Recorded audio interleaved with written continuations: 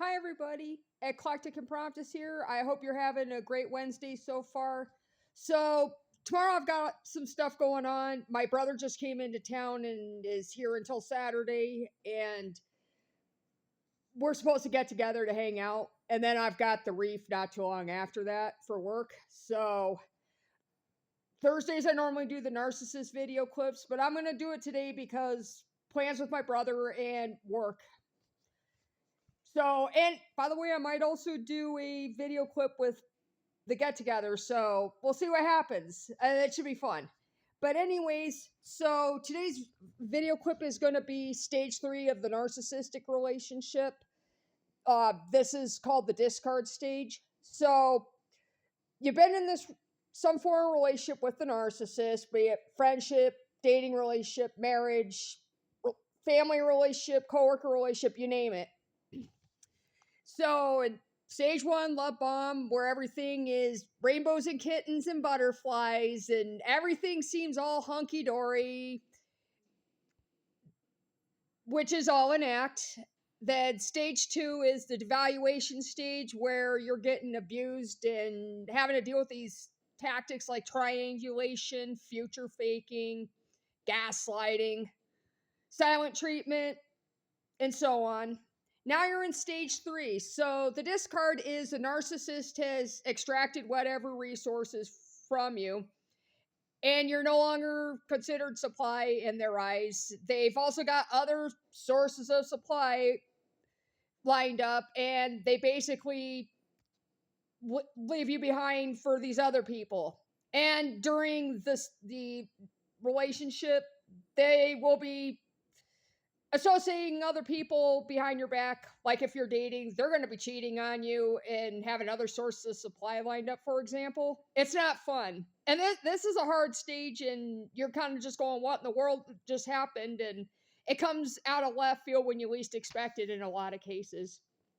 Now, on the other hand, you could be the one to end the relationship yourself. This would be known as the reverse discard, where you kind of caught on that this person is toxic and you realize you deserve better and you end up ending the relationship yourself. And if you're the one that got discarded or you had to do the discarding, I'm sorry that you had to go through that, but trust me, it's for the best and you deserve so much better. I just want to tell you guys this if you've ever had to deal with this. It's not fun to deal with it. I'm so sorry that it had to happen. But trust me, you deserve a lot better and you're better off without this loser. And also during this time, it could be in any stage of the narcissistic relationship, but it could also be post-narcissistic relationship after the discard happened. The smear campaign. This is where the narcissist is going around saying lies about you, talking behind your back, and it's, of course, not good stuff. And pretty much a lot of it's not true. If anything, they're trying to make themselves look like the victim, and they try to help you out, and you end up being the crazy one. When in all actuality, it's actually in reverse. They're the ones that were causing all the drama and causing you to react accordingly, and they're the ones making themselves look like the victim, and you're the bad guy, and that, of course, is nothing could be farther from the truth. And if that ever happened, or if you're going through this, I'm sorry that this is going on also. So that they could be demonizing you behind your back the whole entire relationship, but even after the discard, it could still happen, and it's just how they are. They're just toxic and stupid like that. And now I think I mentioned in an earlier clips about narcissism. There sometimes is a fourth stage, not always, but in some cases it does happen. This is a hoovering. You do not want to get this, trust me. This is where they try to basically check to see if you've healed properly or are healing, and they want to come back. And it's not to start a relationship again. And they're going to come up with excuses like, oh, I've been seeking counseling and I've changed and I found religion could be another, and I'm so sorry. I won't do it again, blah, blah, blah, yada, yada, yada. They're looking to actually try to see if they could extract even more resources out of you. And the abuse is just going to pick up right where it left off, and it's going to get worse. I can guarantee you that. And trust me, you do not want to accept the hoovering. Another form of hoovering they could do is hoovering by proxy.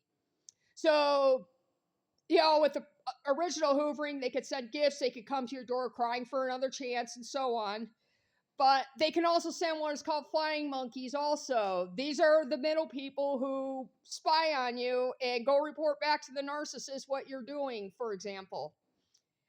Or they could send text messages saying, oh, this person misses you and they want another chance.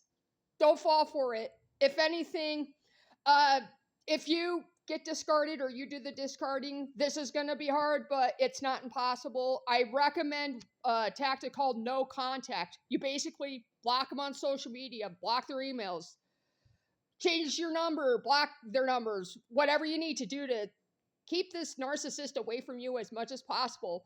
Do the same for the flying monkeys as well, because they're going to make your life a living hell. Pardon my language, I normally don't swear on the platform, but they're going to make your life a living hell. Again, sorry for the language, but I got to call a spade on this. So, no contact, have nothing to do with them, block all contact. Do the same for the flying monkeys, because you're better off if you do that, we'll just say. If for whatever reason you can't gray rock, if you're going through a divorce and there's kids in the equation, for example, or you work with a narcissist, there's an alternative, and no contact in some cases the timing's just not right yet. But an alternative you could do is gray rock. So to most people, a typical gray rock is boring, right? You basically be boring like a gray rock. So some things you could do if they're trying to talk to you, just keep interaction to a minimum. Like if you're at work and you deal with a narcissist and they're just pestering the heebie-jeebies out of you, you just, yup, I don't know. You can always do that and just focus on your job, stay busy as much as possible, and just do the best you can with that. It's not easy. I've tried gray rocking, and it's easier said than done, but it's not impossible either. But if you can go no contact, that's even better. And you could go on living your life. You can heal. I will probably do another video on this. I'll do this next week as far as the healing process. And it's good to know what to do and just different forms of self-care and stuff. But today's video clip was about discard and ways to handle a narcissist, like no contact, gray rock, and then flying monkeys, hoovering, smear campaign. And on a side note, I normally take narcissism extremely seriously as much as possible, but the term flying monkeys, I can't help but think of the Wizard of Oz with the Wicked Witch of the West saying to her little flying monkeys, fly, my pretty. And then I picture, with the flying monkeys term, and I picture flying monkeys, dressed up in those costumes from the Wizard of Oz, and I'll admit I do find a funny side to that, but normally I take narcissism seriously and want to be serious as much as possible, but I had to throw in a little humor and stuff. But anyways, that's today's clip. Hope you like it, and I hope you find this helpful and insightful, and don't forget to click like, subscribe, and share. And the narcissistic videos, please feel free to share this with others if you know somebody who might be going through this and stuff. It would help a lot. So, excuse me. I hope you enjoy the rest of your day, and I hope you enjoy your evening as well. Take care and stay safe. Bye-bye.